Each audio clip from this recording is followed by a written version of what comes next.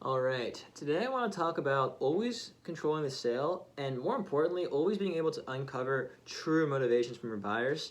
This is going to help you close larger deals more often and a lot faster. It's also going to help you um, just if you're a salesperson, it's going to help you a ton. You're not going to lose as many deals. And if you don't do this, you're probably going to be losing more deals. You're going to have that limbo effect where you're not sure if they're going to buy or not. Deals stall out at the end. You send the proposal and then nothing happens. I mean, these are all nightmares that I face. And if you're a salesperson, you probably face this too. And I want to talk about the lessons that I've learned and how I've lost probably 50 grand in the past month from this happening, maybe more in sales, and how you can fix it and how and why you should fix it. Before we jump in, if you want more leads, more B2B leads, and you want help booking yourself solid, I have a training document in the description you can grab that's going to show you how to generate leads on autopilot, you or a VA. It's a step-by-step guide, really quick 5-minute videos that show you how to do everything you need to do from start to finish to generate leads, find decision makers, validate their emails, do all that stuff. It is amazing, and I should be charging for it, but it's free. You can grab it down below. And if you have any questions for me, you want to hop on a consulting call about sales, cold email, anything like that, I can help you. You can grab a consulting call with the link down below as well. You just pay and you can book a call on my calendar. All right, that being said, let's talk about uncovering true buyer motivation. This is something that I've struggled with and that I'm just starting to realize is a problem, but I'm learning and I want to share some insights with you. So I had $100,000 deal stall for 2 months. It was supposed to close about a week and a half ago, and now it was pushed back to 2 weeks out, or 2 months out. So it might close, then it might not. And I've had another deal stall for about a month, and then I had, I think, 1 or 2 more deals also fall through. Luckily, I have a massive pipeline, and I have an abundance of leads. I'm never worried about booking myself meetings because I have cold email and LinkedIn and cold calling. I'm never worried about finding new people to reach out to. If you want to be in that position too, I recommend grabbing the training document and subscribing to the channel. But when you have a full pipeline, how do you close the deals? How do you do it more often? How do you do it more effectively? Uncovering true buyer motivation. That is what they actually want and what they're actually afraid of, right? Because people buy either to gain pleasure or avoid pain. And pain is the larger driver of taking action. If you were to call someone, this is from Gong.io, they're a great company. They said that if you were to call someone in the middle of the night, a really wealthy businessman, and you said, hey, if you act right now, I'll make you $20,000. They would say, F you, leave me alone, I'm trying to sleep, and they'd hang up. But instead, if you call that same person and you say, hey, if you act right now, I'll prevent you from losing $20,000, they'll say, thank you, I'm glad you called. So some people are, it's better, I think, to always find buyers that are having a problem to solve rather than just trying to sell them the dream of what they want. But both ways work, and if you can combine them, then you're in business.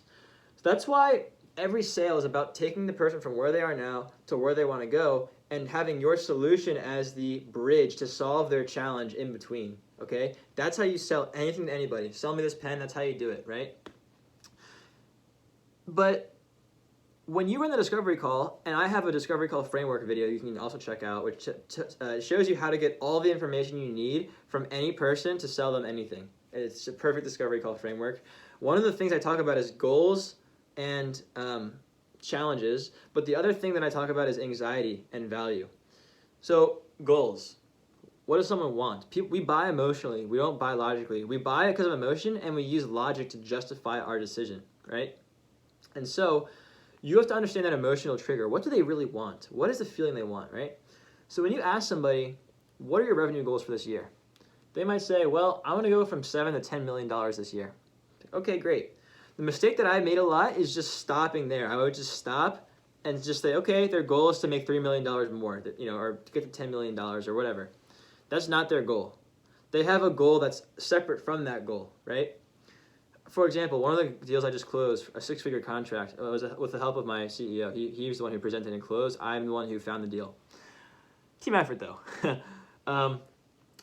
We've realized that the person we were helping with our marketing services wanted to add $3 million, but really it's because he wanted to have predictability in his business. He's a big people person. He loves his team.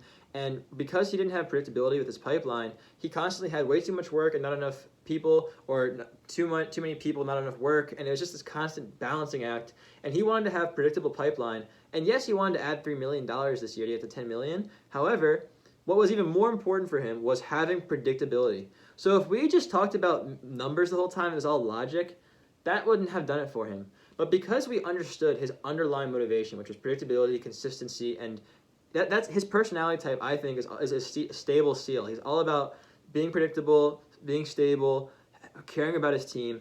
And so that's the angle we had to take with our solution. We needed a solution that would help him get that underlying thing. We could have just said anything to make you $3 million, but we had to put together a plan that would show him predictability, and that's what he wanted. And the same thing goes for uncovering anxiety, right? So you also have to understand what is stopping them from getting there, right? And for him, the challenge was he had a background in engineering and software development, but not really in marketing or business development. So he knew how to build stuff. He just didn't know how to really consistently get customers that were outside of his network. And that's a challenge that a lot of people have, by the way. A lot of business owners, especially in the agency world, they're more creative. They're not really business people. They're more craftsmen, and they don't know how to sell or do sales or that kind of thing. So they end up just relying on referrals for growth. And that means that you have no control over when you get clients, how big the deals are. You rely on luck, and that leads to peaks and valleys in deal size. It's a major issue. So that's the challenge. He said, my challenge is I just don't know how to do it. Like, I just don't have the experience. I need someone to help me. Okay? That's the challenge. But what happens if that, so then you ask, okay, so you want to add $3 million and have predictability in your business. However, you can't do that now because you just don't know what the game plan is. You're not a marketer or a salesperson, so you need help with that. If that's what they said and you got that right, they would say, yeah, that's right. Okay, those are surface level things. The revenue goal is surface level, and the challenge is surface level. We uncovered what the next layer of the goal is. So the surface level goal is 3 million more in revenue. The next layer of actual motivation is predictability. The surface level challenge now is not knowing what to do, but we don't know what the next layer of the challenge is. So what you can do is say, okay, what will happen if you do not achieve this goal in X timeline? Or you could say, by when do you want to achieve this goal before you ask, right? Well, I want to have it by the end of the year. Okay, what will happen if you don't get that by the end of the year, right? Oh, well, if we don't get it by the end of the year, I'm going to keep having this problem. I won't be able to focus on this other project I want to do. My team's going to be unhappy, and they're going to go more into detail, right? Or they might say, nothing. I don't know anything that will happen. It's not a big deal. It's not a big problem, right? So then you go, okay, if they tell you that it's a big problem and they tell you why it's a big problem, now you know what they want, what's stopping them, what they'll get, what they actually want, and what will happen if they don't get that. So if it's a big problem, then you know this guy has a need. I can really help this guy. If they say, yeah, I don't really know, I don't really care, you don't have a big need to work with. And that's what happens. You end up stalling. The deal gets to the very end, and they just decide, you know what, I don't really have that much of a problem. I don't need this. And then they're gone. And you spent a month on the sales process, and then the prospect just drops off. Or they delay. It's so frustrating as a salesperson. You can avoid this by only talking to the right people and cutting out that other garbage that, not that they're garbage, but you should try to help everyone. My point is, though, if they don't have a need for any help, you shouldn't spend time on them, right? I mean, otherwise you're just going to be wasting your time and theirs. So you have to uncover these underlying motivations. And the way that you do that is by uncovering their service level goal and then going deeper and asking more. So they tell you, what are your goals this year? I want to make $3 million. What other goals do you have this year? I want to have more predictability. And then you can say, by when do you want this? They'll tell you the timeline. Okay. What will happen? What will achieving this goal do for you? Or what impact will this have on your business if we do this? Or what impact will it have if we do not accomplish this goal, or if you do not accomplish this goal?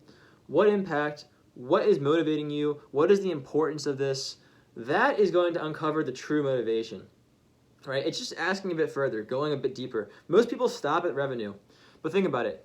Money is nothing for you. It's what you do with the money. They don't want the money. They want what they can do with the money, right? Maybe they want to send their daughter to college and have her graduate debt-free. Or there's so many things that you have to uncover. So you have to uncover the true buyer motivation by figuring out the service level and then just asking a bit deeper to go the next layer. And you may have to ask it 3 or 4 different ways. You may ask, how important is this to you? And they'll say, very important.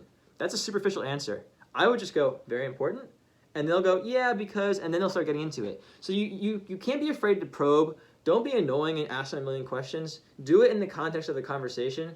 But if you are a good conversationalist and you can actually have a normal conversation with somebody, you can get them to tell you if they like you. They'll tell you this stuff without you even asking. Some people will just, sometimes I'll have a person that likes to talk, just give me the entire thing. They'll go, I want XYZ goal by this time because I want to do XYZ with it. But right now I have, this is the main problem I'm having, and da-da-da-da. And if I don't fix this, this is going to happen. And what I think would be a good solution is doing SEO and PPC and da-da-da-da. And I want it by... And they just tell you everything, and you're just like, yes, I'm typing all this down. Other times, though, you don't get much. And so with a deal that I lost, I was listening to the call again, the discovery call, and the main issue that I realized is I asked this guy, he wanted help. He's running a $50 million company. He already has a bunch of people doing outreach, and he already knows that it's valuable. He just wanted to supplement and see, hey, maybe this guy's company can help me get more leads. We'll see. But he didn't really have a problem that he was trying to solve. He didn't really have a big need that I uncovered. I think everyone has a problem in some way, and I just didn't do a good job uncovering it. But I ran the discovery, and I basically got to the conclusion where I said, okay, this guy just wants more leads. If I can just if I can just show him how we can get him more leads, and then he'll probably buy. He was a dominant kind of person, and it was hard to... Dominant people don't give a lot of information. They just kind of push. They're fast movers. They want to break stuff. So I felt like if I kept probing, he would get angry and not want to work together. I found that those fast movers just like to just go. So I just started pitching him like very quickly on 108 grand for a certain amount of leads. And he had a few objections. I overcame them. He said, okay, you know what? This looks good. Send me the agreement. I agree to have feedback by Wednesday. I agree to sign by Friday. And we can start on Monday. Or we can onboard 2 weeks later. We had the entire timeline mapped out. And I was like, yeah, I mean, I didn't uncover any challenges from this guy really, but he still wants it. So I'll just try and sell him the dream, right? Not the pain side of things, but I'll sell him the pleasure of what he'll get. But I didn't uncover the service. I only got service level with this guy. I did not go deep. I only got service level. And because of that, the day before our onboarding call, or the day before he was supposed to sign, he said, hey, someone came up. I'm pushing this off 2 months from now. And I had no way to come back from that, right? Because I tried to get him on the phone to learn why, but he just said, talk to me in 2 months. He did schedule the next call in 2 months, which is nice. But I had no ammo. I didn't know what was really motivating him. I didn't have any understanding of why. The deal just fell apart out of thin air. I thought I was going to have a 108K deal done, and then it's gone. And so that's very frustrating. And the lesson there, the benefit is you can always learn. And the lesson there is to go deep and uncover true motivation and understand, does this person really have a need? And what will happen if they get it or don't get it? And you can pick your prospect wisely that way. And you won't be so blindsided by these kinds of things. So if you find yourself like you're losing deals, people aren't buying at the end, or just you're getting pushback and they're pushing out the timeline, all these things, it's because you're not going deep. You're only going surface level. And if you want to be a truly good salesperson and truly good at influencing people, you have to understand them and their actual motivations and have them sell themselves on it. You don't sell them. You have people sell themselves. Like, yeah, when you come to the presentation, you got to be like, confident what you're saying. But the way that you're confident what you're saying is because they will tell you what they want. They'll tell you what's in their way. They'll tell you how they want to fix it. They'll tell you when they want to fix it. They'll tell you everything they want, and then you just give them that. Okay? It's you just give them that, and they will buy. If you go to a watch store and the person asks you what you're looking for, and they tell you, I want a watch that has this feature and all these things, it has this design, and da-da-da-da, and they go, I have the perfect thing for you. Bam, here it is. Even if it's $1,000, you're going to be like, I want this watch. I can't afford it, but I'm going to convince my wife, like, just please. So you got to be good at that. That's my tip for today. So I highly recommend that you take this into consideration. And again, lastly, if you want help with lead generation, you want a step-by-step, hold your hand guide to have an abundance of leads. Never run out of leads again. I have the document for you down below. All you have to do is put in your email. You'll get that for free. And if you need extra help from me, you want a one-on-one call about sales, cold email, even life, then let's do it. You can book a call, grab it down below. I'll see you in the next video. Catch you later.